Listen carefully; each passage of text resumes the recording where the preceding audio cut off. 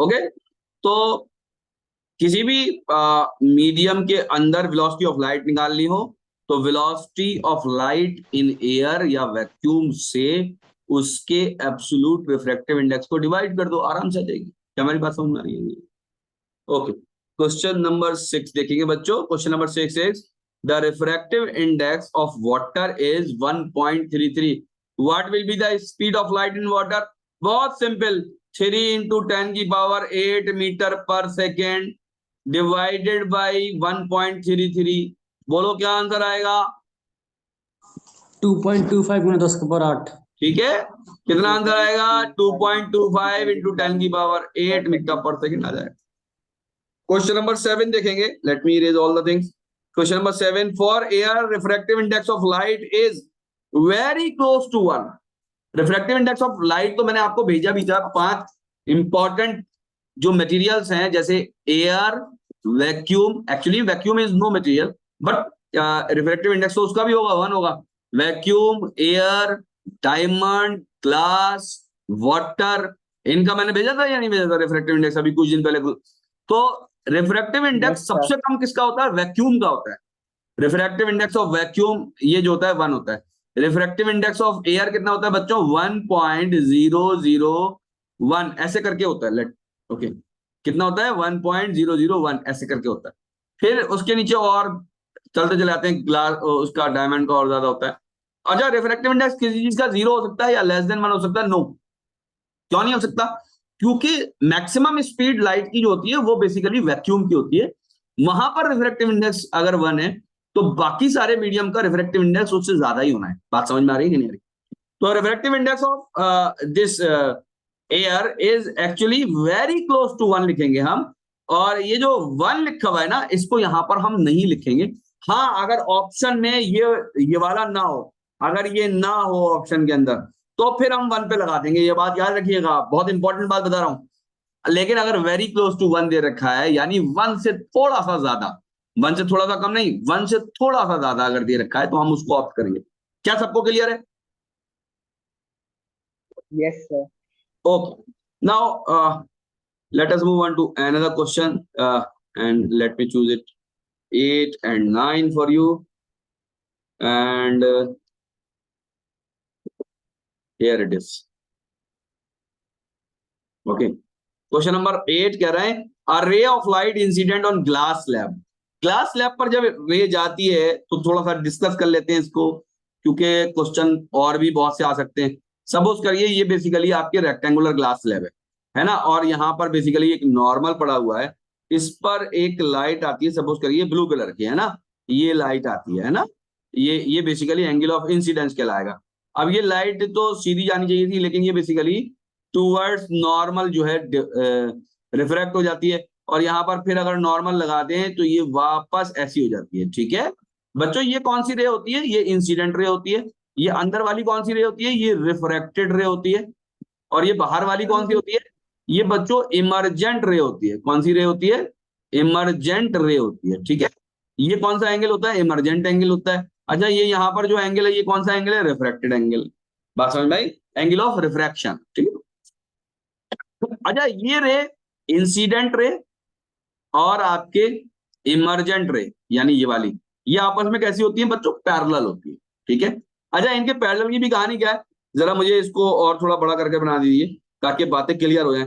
मान लो incident ray तो ये आई और इमरजेंट रे ये आई, है ना, तो ये पैरेलल होंगी। तो बच्चों इनके बीच में एक शिफ्ट आ जाता है। इसको क्या बोलते हैं? कौन बच्चा बताएगा इसको क्या बोलते हैं? Lateral shift. है ना, लेटरली मतलब पैरेलली शिफ्ट हो जाती है ये। इसको बोलते हैं लेटरल शिफ्ट। क्या बोलते हैं बच्चों? लेटरल शिफ्ट बोलते हैं।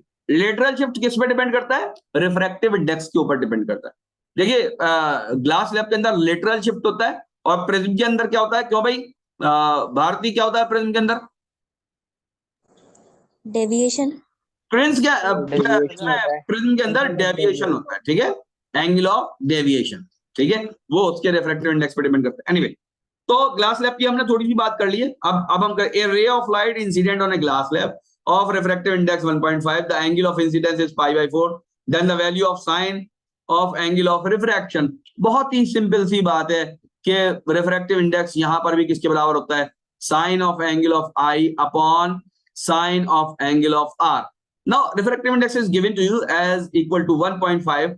Now sine of angle of incidence, sine of angle of incidence, incidence is π/4, π/4 radian है बच्चों। ये कितना हो जाएगा 180/4, क्या ये 45 लिख दूं मैं, ये हो जाएगा साइन 45। अपन लोग क्या डिग्री में ज्यादा कंफर्टेबल रहते हैं 10th क्लास के अंदर।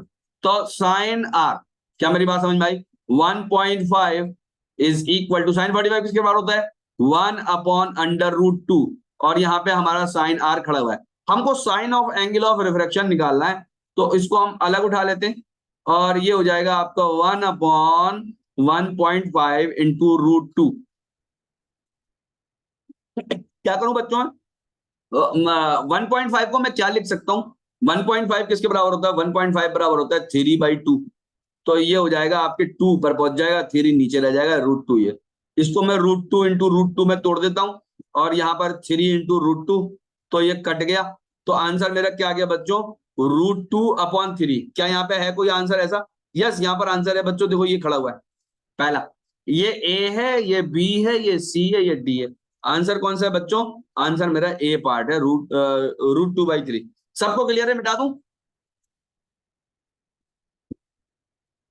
अरे okay.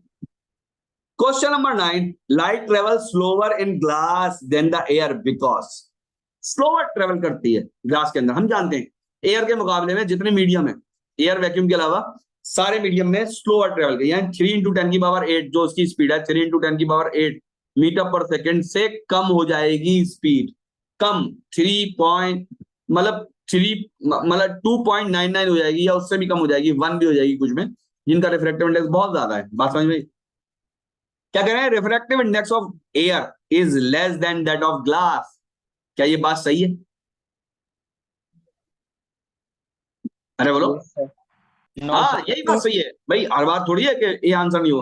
Refractive index of air is greater than गलत, डेंसिटी ऑफ ग्लास, डेंसिटी से कोई मतलब ही नहीं है, हमको ऑप्टिकल प्रॉपर्टी से मतलब है, हमको मैकेनिकल प्रॉपर्टी से मतलब ही नहीं है, हमको ऑप्टिकल प्रॉपर्टी से मतलब है, ठीक है। तो A is the correct answer here. Now let us move on to another question 9। 10 यहां पर है नहीं, 10 को हम नीचे से उठा के लेके आएंगे, 10 11 दोनों उठा लेते, ठीक है।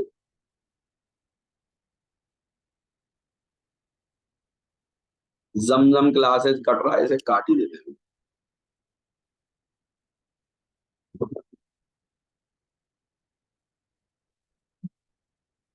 अरे बच्चों तुम लोगों को आवाज तस्वीर साफ आती है कि नहीं आती मोबाइल के ऊपर? Yes sir. ऐसा तो नहीं है कि तुमको लोग कुछ कम समझते हो मोबाइल पे। ध्यान दो, question number 10, how does angle of minimum deviation, बच्चों एक बात सुनो, ये deviation, minimum deviation, refractive index, इसकी जो खेल है ना वो 12th में ज्यादा खेले जाते हैं। बात समझ में आ रही है ना, कुल मिला के बात ये सीधे लफ्जों में, ये तुम्हारे सिलेबस का हिस्सा नहीं है, but it can be asked in the examination. ऐसा होता है, एक दो सवाल जो है वो बेसिकली आउट ऑफ सिलेबस आते हैं या बेसिकली लेवल से ऊपर आते हैं, है ना। ये नीट लेवल का क्वेश्चन, ग्लास 1.5, इसका अपना डेरिवेशन ये 12th क्लास के अंदर अपन लोग करते हैं। सीधे सीधे इसको याद करो, आगे बढ़ो। मैंने लिख भी रखा है, इसीलिए इसका आंसर जो है मार्क कर रखा है। ऑफलाइन में भी बच्चों को सीधे सीधे ये बताया कि एंगल ऑफ डेविएशन डिग्रीज होगा यहाँ पर। How does the angle of minimum deviation of glass prism of refractive index 1.5 change if it is emerged in 1.25 refractive index medium. याद रखो, जब भी किसी ऐसी चीज को जिसका रिफ्रैक्टिव इंडेक्स पहले से दे रखा है किसी ऐसे मीडियम में डुबो देते हैं जिसका रिफ्रैक्टिव इंडेक्स एयर से ज्यादा है, तो उसके किसी भी चीज को डेविएट करने की क्षमता, ताकत कम हो जाती है। बात समझ में? जब वो अपने जैसे मीडियम के अंदर पहुंच रहा है, फॉर एग्जाम्पल मैं तुम्हें एक एग्जाम्पल दे रहा हूं, ध्यान से समझो, देसी तरीका समझो। एक प्रिज्म है यहाँ पर, एक क्या चीज है, प्रिज्म, इसका रिफ्रैक्टिव इंडेक्स है, सपोज इसके मटेरियल का रिफ्रैक्टिव इंडेक्स है 1.5, राइट। अगर इसको मैं यहां पानी के अंदर डाल दूं, अगर यहां पानी के अंदर, सपोज करो यहां इस तरह का पानी लिया जिसका रिफ्रैक्टिव इंडेक्स है 1.2 और इसका रिफ्रैक्टिव इंडेक्स बाहर था 1.5, लेकिन यहां पर यह 1.5 शो नहीं करेगा, ये बेसिकली क्या शो करेगा, ये speed of light in water divided by speed of light in glass show करेगा उसके हिसाब से। तो इफेक्टिव इसका रिफ्रैक्टिव इंडेक्स अब 1.5 से घटकर 1.4 रह जाएगा, सपोज करो, बात समझ आई। तो हमारे बाहर कैसा मीडियम है इसके ऊपर रिफ्रैक्टिव इंडेक्स डिपेंड करता है एक्चुअली हर चीज का।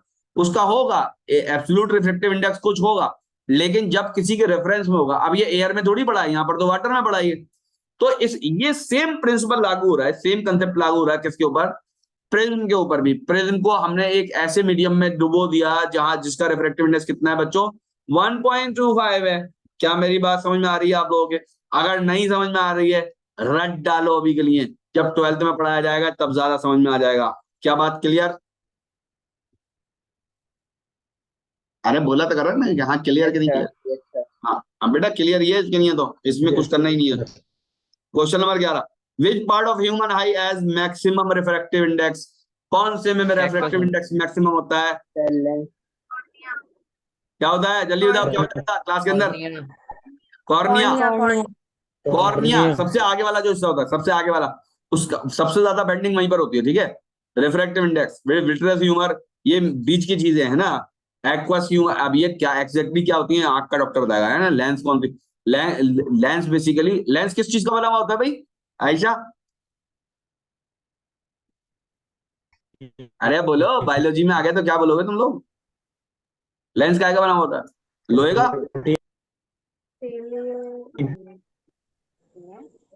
हाँ भाई सादिक सिद्दीक मिर्जा, तुम्हें पता है बेटा? प्रोटीन फाइबर का बना होता है, फाइबर का। अरे ऐसी बात, फाइबर का क्या दुकान से आ रहा है बन के? प्रोटीन का, प्रोटीन का बना होता है। तुम लोग क्या कर रहे हो? Jelly like substance. Jelly like substance बाजार में मिल रही है 150 रुपए किलो। चलो ठीक है, हाँ वैसे ही होता है वो, उसका होता है प्रोटीन का, ठीक है। चलो चलो चलो आगे बढ़ रहे हैं, आगे बढ़ रहे हैं। 11 हो गए सवाल, देगा बातों ही बातों में। डांटता जरूर हूं मैं, लेकिन सवाल कराता रहता हूं मैं बीच बीच में। अरे तुम लोग क्या सोचोगे? ये 1 मिनट से कम रहेगा ये मीटिंग, ये पुरानी टाइम काउंट कर रहा है जूम। जूम भी करा हुआ, क्या कर रहा है ये आदमी, कितनी क्लासें ले रहा है बेटा? वो चाय, ये उसकी घंटी है खाने की। हाँ जाओ जाओ लेके लेके ले आओ। अरे जब घंटी, जाओ ना बच्चों, ज्वाइन कर लेना दोबारा, है ना। देखो 12 कह रहा है refractive index of material is greatest for red light, violet, green, some same for, क्या होता है भाई आंसर बताओ? Red light, violet. क्या होता है? Violet sir, violet violet. दोबारा ज्वाइन करो, दोबारा ज्वाइन करो। तो एक शादी कर लिया। तो बच्चों हमने कुछ पेज में जगह बच रही थी तो हमने वहां पे उसकी जगह वो क्वेश्चन लगा दिए, काहे के? ग्रेविटी के लगा दिए। ग्रेविटी तो हम करा चुके हैं ना तुम लोगों को, ऑनलाइन में है ना। आगे बढ़ते, तो ये ग्रेविटेशन के और भी हमने सवाल दिए बच्चों, आपको याद रखिएगा, आप उनको भी कीजिएगा। और अभी हमने ये सवाल किया है, ये सवाल का नंबर यहाँ 18 दिख रहा है, लेकिन ये पहला ही सवाल है। यार मुझे एक वो दे दो, पानी है? पानी आया भैया? बड़ी गरीबी चल रही है पानी में। चलो, the force that cause a velocity of a constant magnitude of acceleration and keeps the body moving along the circular path is acting towards the center। बच्चों पत्थर सबने बांधे होंगे लंगड़ के अंदर, धागे के अंदर पत्थर बांधे होंगे और उनको घुमाया होगा, है ना। तो सपोज करो एक पत्थर ऐसे यहाँ पे बांध रखा है और इसको यूं घुमा रहा है, बात समझ में? इसको यूं घुमाया है। अरे किया या नहीं किया तुम लोगों ने बचपन में? तुम लोगों का तो खैर अभी भी बचपन चल रहा। तो इसको यहाँ पे घुमाया सेंटर से, बात समझ में आई? ये आपके स्ट्रिंग है, सेंटर से घुमाया है, ठीक है। तो इसको इधर जो फोर्स खींचती है उसको बोलते हैं centripetal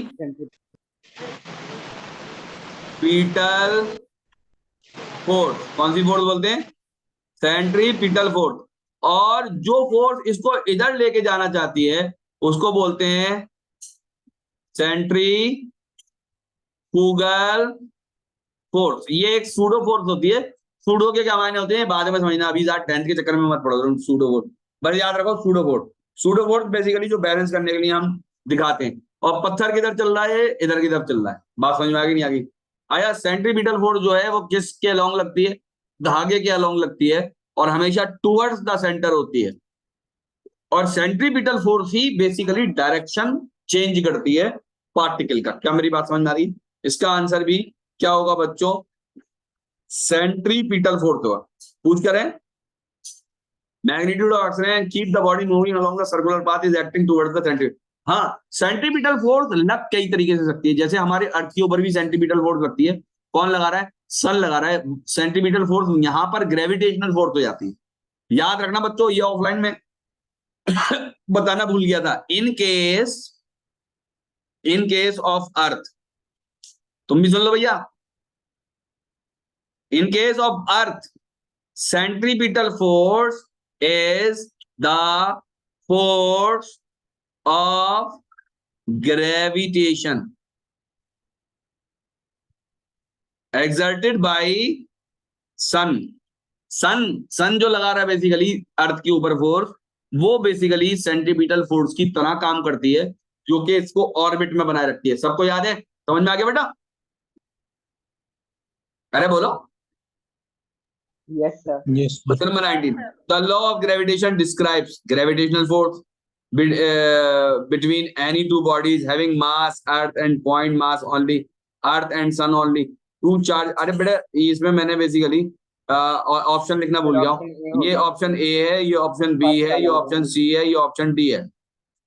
Any two bodies having mass, Earth and point mass only, Earth and Sun, two charge body। बेटा इसका आंसर कौन सा है? 1 है, ये वाला है। मैं सारी चीजें मिटाऊंगा फिर आंसर को मार्क करूंगा, ध्यान से देखो।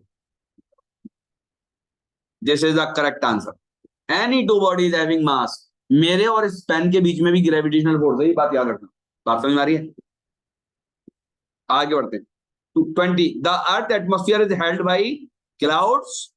क्लाउड्स होते हैं ना हमारे एटमॉस्फेयर के अंदर, उनकी भी ऐसे ही रुका हुआ है। ग्रेविटी। विंड की वजह से नहीं रुके हुए तुम? No sir. देखो ध्यान से, क्या होगा? ग्रेविटी। बिल्कुल सही बताइए बच्चे ने बात। क्या बताइए? Gravity. This is the correct answer and it is an important question, ये बात याद रखना है ना। चलो बच्चों पीछे चलते हैं। कहां तक आया?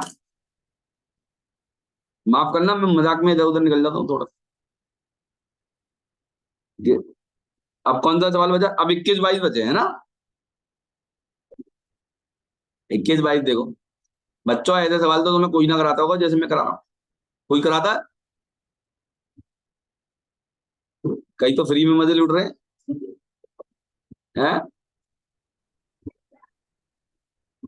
ध्यान से देखो क्वेश्चन नंबर 21 क्या कह रहा है? Which of the following factors does the acceleration due to gravity on earth depend upon? Mass of the body, mass of the earth, mass the volume of the body, the shape and size of the body. ध्यान से समझ लेना, बहुत important बात बताऊंगा। Acceleration due to gravity निकालना है बच्चों। देखो फोर्स किसके बराबर होती है? Gravitational force G mass of earth, mass of object upon radius of earth का स्क्वायर। क्या बात समझ में आती है? और फोर्स किसके बराबर होती है? Mass of the object into acceleration due to gravity. क्या ये दोनों फोर्स बराबर नहीं होती? तो हम लिखेंगे हाँ होती हैं। तो यानी mass into g is equal to G M E M upon R E square होगा। मास को मास से काटा तो जी किसके बराबर बच जाएगा बच्चों? Capital G mass of earth upon radius of earth का स्क्वायर। क्या मेरी बात समझ में आई? तो जी किस पर डिपेंड कर रहा है? कैपिटल जी पर, एम ई पर, मास ऑफ द अर्थ पर, या मास ऑफ द प्लेनेट पर डिपेंड कर रहा है, और या फिर किस पे कर रहा है बच्चों? रेडियस ऑफ द प्लेनेट या रेडियस ऑफ अर्थ पर डिपेंड कर रहा है। कहीं भी मास ऑफ द ऑब्जेक्ट नहीं आ रहा, शेप ऑफ द ऑब्जेक्ट नहीं आ रहा, बात समझ में? साइज ऑफ द ऑब्जेक्ट नहीं आ रहा, वॉल्यूम ऑफ द ऑब्जेक्ट नहीं आ रहा, डेंसिटी ऑफ द ऑब्जेक्ट नहीं आ रहा। क्या आ रहा है? Mass of the earth and radius of the अर्थ। तो यहाँ पे सिर्फ मास को रखा है इन्होंने, यही हमारा आंसर हो जाए। क्या बच्चों समझ में आया? नहीं आया? Yes sir. चलो आगे बढ़ते हैं। ध्यान दो question number 22 who found the value of G. किसने पता किया? Henry Cavendish Henry Henry Cavendish Cavendish. Henry Cavendish ने लेबोरेटरी के अंदर जी की वैल्यू निकाली। क्या मेरे, अरे लेबोरेटरी में ही निकाली होगी, कोई चांद पे थोड़ी गया होगा निकालने के लिए। जाहिर सी बात है, ये बेचारा लेबोरेटरी में इनने कैलकुलेट किया। भाई इसके दिमाग की दाद देनी चाहिए। हम लोग दूसरों को ही तारीफ कर देते हैं, ऐसी बात नहीं है, अपनों की तारीफ करते हैं ऐसा नहीं है। इन लोगों ने कितनी मेहनत करी है, मतलब ये सोचिए, इन्होंने पूरी जिंदगी निकाल दी है अपने साइंस के एक एक वैल्यू को निकालने के लिए। और हम क्या कर रहे हैं, हम उनकी बनाई हुई वैल्यूज को समझ भी नहीं पा रहे हैं अभी तक। बात समझ में? तो इन लोगों के लिए हेड्स ऑफ है। मतलब ये इन लोगों के लिए मतलब ये है कि एक अच्छी हमारे दिल में फीलिंग होनी चाहिए कि भाई इतनी मेहनत की है लोगों ने। और हम मेहनत नहीं करते इल्म के ऊपर, पढ़ाई के ऊपर, सोचने समझने के ऊपर, साइंस के ऊपर, है ना। इस साइंस से तो फायदा होता है। अब हेनरी कैवेंडिश ने कितना बढ़िया काम किया है कि उसने बता दिया हमें कैपिटल जी की वैल्यू होती है 1.67 इंटू 10⁻11। इसकी यूनिट याद नहीं कर पा रहे हैं बच्चे, बता रहा हूं मैं तुमको क्या होती है इसकी यूनिट। न्यूटन मीटर स्क्वायर पर केजी स्क्वायर। क्या बात समझ में आ रही है? नहीं आ रही? यही होती है नहीं होती, कुछ अलग होती है? हाँ, तो भाई इसकी यूनिट आ जाए इम्तिहान के अंदर, क्या कर लोगे आप? हेनरी कैवेंडिश ने तो वैल्यू निकाली है, आपको यूनिट पूछ ली जाए कि कैपिटल जी की क्या यूनिट होती है, तो ये कहां से निकाली मैंने? कोई हवा में थोड़ी निकाल ली है। देखो एफ किसके बराबर होता है? Capital G mass of earth, mass of object upon radius of earth का स्क्वायर।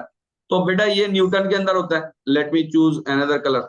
ये न्यूटन के अंदर होता है, ग्रीन कर लेता हूँ, ग्रीन। ये न्यूटन के अंदर होता है और इसकी तो निकालनी है मास ऑफ द अर्थ, ये केजी में होगा, ये भी बेसिकली केजी में होगा मास ऑफ द ऑब्जेक्ट, और ये मीटर स्क्वायर में होगा। तो जब जी को यहीं छोड़ेंगे या दूसरी तरफ लेके जाएंगे तो ये आएगा न्यूटन मीटर स्क्वायर पर केजी स्क्वायर। क्या मेरी बात समझ में आ गई? ठीक है, तो ऐसे करके हम यूनिट निकाल देते हैं।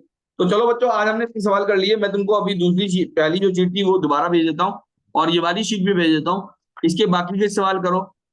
और दूसरी बात यही के यही, अभी कितने बच्चे बैठे हुए हैं, ध्यान से सुनना, बहुत ध्यान से, जाना कहीं मत। देखो मैंने 17-18 सालों के, ये बात मैं बहुत बार कह चुका हूं वैसे, मैंने उसके क्वेश्चंस, क्या नाम है, इलेक्ट्रिसिटी के, तो क्या कर रखे हैं वो, सॉरी लाइट के नहीं, इलेक्ट्रिसिटी के भी सारे ही उसके। मैंने देखो एक तो PYQs, ये मेरा 81 वीडियोस का बेसिकली वो है, क्या नाम है आपके, एक प्ले लिस्ट है, दिख रही है? अरे दिख रही है नहीं दिख रही PYQs की? Yes sir.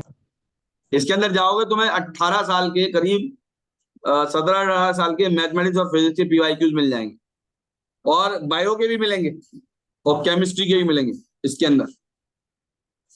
अब जो बहुत ही मुश्किल है कि शायद किसी के ना हो, लेकिन होंगे, ठीक है। और लाइट के अंदर अगर खाली चले जाओगे, लाइट के अंदर, तो लाइट के अंदर ये दिख रहा है तुम लोगों को, ये प्ले लिस्ट जो दिख रही है, ये इसमें बच्चों नीचे की तरफ PYQs लगे हुए हैं डायरेक्ट, मतलब टॉपिक वाइज लगे हुए। जैसे मैं मान लो इस पे क्लिक करता हूँ, इस पे क्लिक करता हूँ, इमेज, है ना। अब ध्यान से देखना इसको,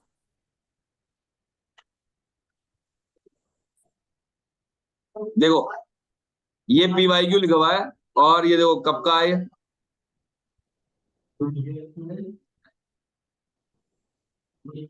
देखो ये कब का है, 2010 का।